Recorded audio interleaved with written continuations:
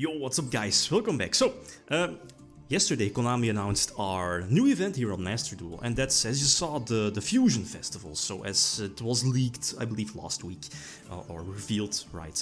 And it's an iffy one. I haven't, played any fusion-based decks, if I, remember correctly, ever since the start. So at least if I want to participate, like in an optimal way in this particular event, then I have to craft some stuff, as you'll be seeing within the next couple of moments. But here in the video, I wanted to focus on 5 decks that I think that can definitely have like a big chance, like good decks, good choices for this particular event. So without further ado, the first deck list I think is no surprise. I think the most popular choice for this particular event will be Invoked or Invoked hybrids, and there are a couple of for the Exceed Festival it was Zodiac, right, or Utopia. For this particular event, the Fusion Festival, I feel Invoked again is pretty much in the same spot as Zodiac in the Exceed Festival, because it's not that hard of a deck to play, and it's so splashable. This is one variant that I definitely recommend. It's it could be expensive if you see at the ultra rare rares, right? And that's something that might sound strange or might seem strange here in the beginning is a mixture with Shaddolls. So there's a very small Shaddoll package here in the main deck with Wendy, Dragon, and Beast as well, but mainly because of Shaddoll Fusion. Again, this deck I feel definitely wants to go second, and that's the thing. I feel that most of the deck lists you see here, I feel that depending on, the early days where most people, let's face it, probably will play through Draco, I feel that you maybe want to go blind second and, like main those blowout cards like Evenly Matched, Lightning Storm, which facilitate, definitely go second against those floodgate heavy oriented decks. So this kinda is the same way, and you could definitely go for that route like Evenly and or Lightning Storm. But you need space for that. So, like Invoked featuring Thunder Dragon and a small Shaddoll package, because the thing is that Thunder Dragons relies heavily on links, get rid of the materials on your side of the field to potentially trigger Thunder Dragon Dark, for example, or whatever, right, your Thunder Dragon monsters, other than Colossus itself. And that makes your deck more inconsistent, so you're looking towards other engines. And of course, Invoke definitely works out well, because most, Thunder Dragons are light as well. At least you could facilitate the Mechaba fusion. Again, that's, what I wanted to say. And then the Shaddoll package featuring Construct, and I feel the MVP in most matchups, unless of course you're playing against True Draco, which is going to be Winda. So I feel that it's not in this deck, but you probably should be, main decking Imperm or Droplets, or Chalice, Forbidden Chalice, just in case if your opponent, plays Shaddolls, they go first and they put up a Winda against you. That could be problematic, and I'm speaking for basically almost any deck other than Floodgate deck. So this for me is definitely a good pick for the event, but again might turn out to be somewhat expensive because of all the Ultra cards. Then again, and this is the second deck that I have ready here in like the top 5. It's another Invoked hybrid, but it's more so Shaddoll. So Shaddoll deck, but it speaks for itself that Shaddolls on its at least on their own only have access to 2 good fusion spells. There's another one, but these are probably the ones you want to main deck. And then there's Alistair just for the normal summon with Invocation to potentially give you more options to fusion summon, because if Shaddolls is not able to fusion summon, it will not win, right? The deck is of course based, or at least focused on Winda, which again will be MVP in a lot of matchups. Droplets should indeed be in here, while I think a standard package of Triple Nexi, Triple Ash, again that doesn't change. The thing is that Ariel, I feel, loses a lot of value. Not sure if I should main deck it for this particular festival, because again, you can't play any links, so you can't, let's say, special summon Epcalone in an extra monster zone and then link it away. That's not same for Construct, so I'm not sure to, banish it with, this one, Incarnation, to flip something face up on your side of the field.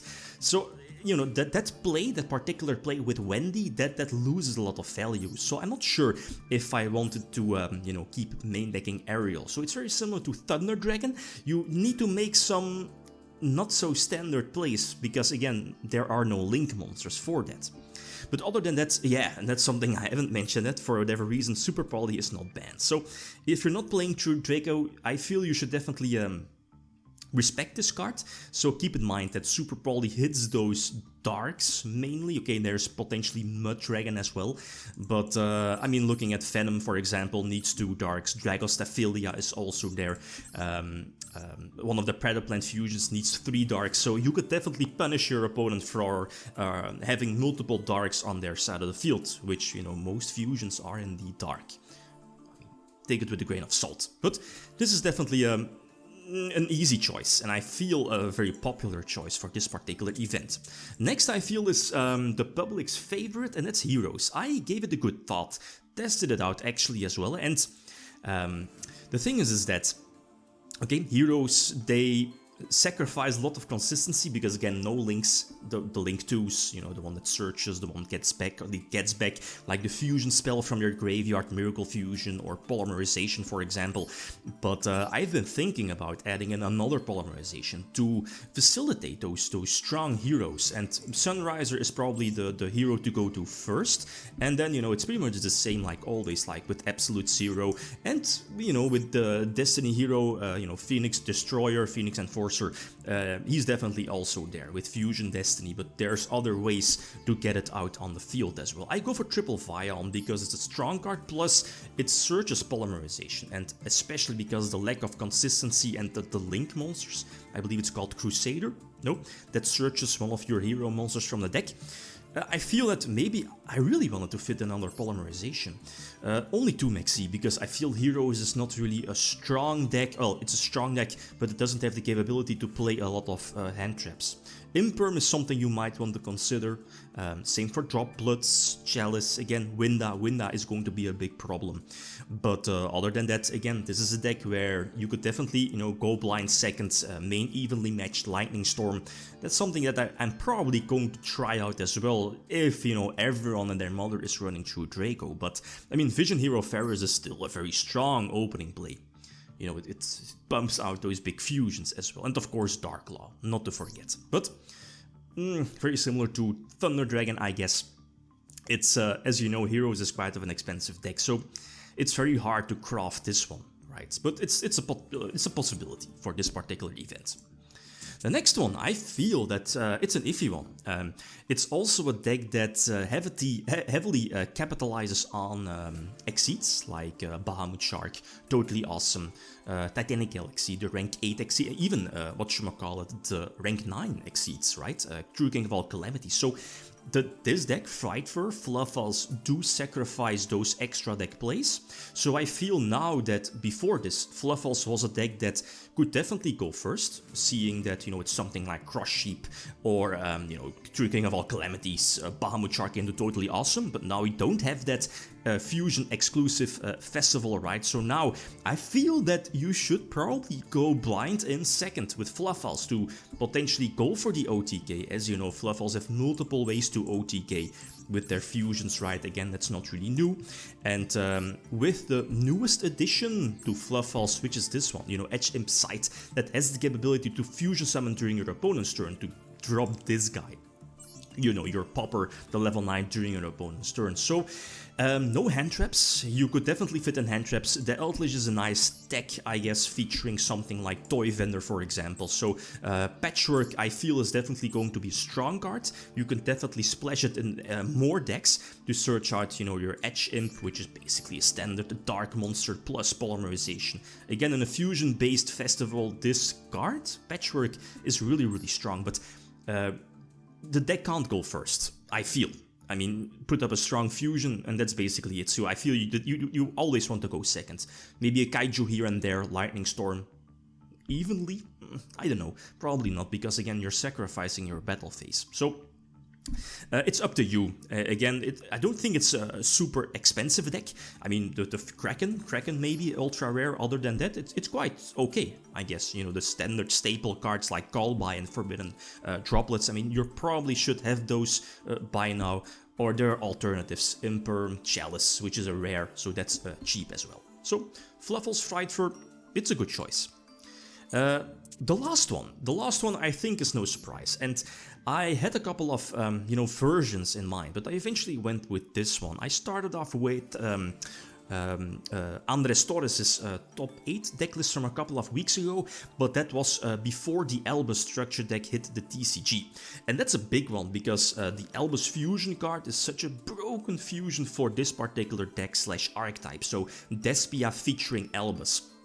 And the thing is that I eventually went with the particular build, but I left out the Destiny Hero package, so there is no Phoenix, Destiny Hero Destroyer, Phoenix Enforcer in the deck, because I feel that without Anaconda, okay, Fusion Destiny is still a strong card, but the Dasher, Malicious, okay, there are Darks, you could use them for the Fusion summon, so it's not that bad, and Phoenix Enforcer is definitely a strong card. But I feel that I should be going for a small Albaz package instead. So double Albaz and Albion as well. But other than that, I feel it's pretty stable. The strength of this deck is that it's running Patchwork, a very strong +1, Searching Poly plus Edge Imp, which is a dark, and the ball goes rolling as soon as you use your Edge Imp, and so on. But I feel the biggest weakness of this deck is what is it, Chimera Tech? It's the one that pops multiple cards during your opponent's turn when it's fusion summoned, for example, thanks to Branded in Red. It's not yet on Master Duel, so we can't play that right. But I feel that this is definitely still a strong contender. We have, Masquerade as well. I mean, we had this before, but it's definitely a strong choice. You will see this deck a lot, I feel.